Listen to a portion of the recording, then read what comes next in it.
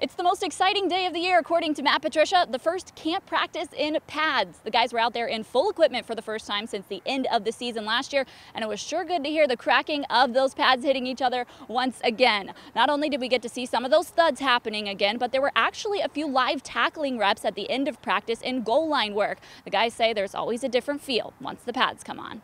Yeah, I mean, this is obviously the most exciting day of the year. You know, we can actually get real football out there. You know, the non-padded days are great, you know, to work in the team environment and then to, you know, get out there and orchestrate it all. But, you know, this is what you love.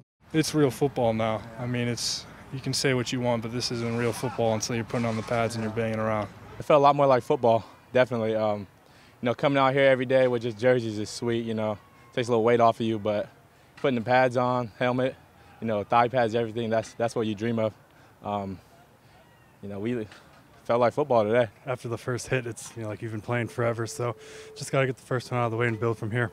Well, I mean, you're not going to go out on game day and not playing pads, so I think that you actually get to that feel of like real practice, and you get to feel like what those double teams will feel like on game day, and you get to see all that stuff, and the pass protection is a lot more realistic. And yeah, I think as you said, it gives you a more realistic look at what you'll get on games. The first day is always a lot of energy, you know, especially for defense. You know, they want to fly around, you know, get some pads on. The offensive line, defensive line, you know, going at it. It's always fun. So, and you know, it's definitely great for us. You know, as a skill position, DBs, wide receivers. You know, them get their hands on us and all that stuff. So it's good. It's good overall. The energy. Coach cranked it up a little bit. It was it was a good day. At some point, you have to go live. You have to be able to experience that both offensively and defensively, because you don't want to do it in the first time in the game. You know, you have to be able to get in a good position. There's certainly a manner in which we can practice in pads where we can, you know, thud each other up and be in a good hit position and know that from the strike standpoint, everything is clean and we're in good space, but then not really, you know, follow through or try to finish at that exact moment. But at some point you have to transition into the finish and be able to make sure that you understand what that feels like and that, you know, we're doing it the right way.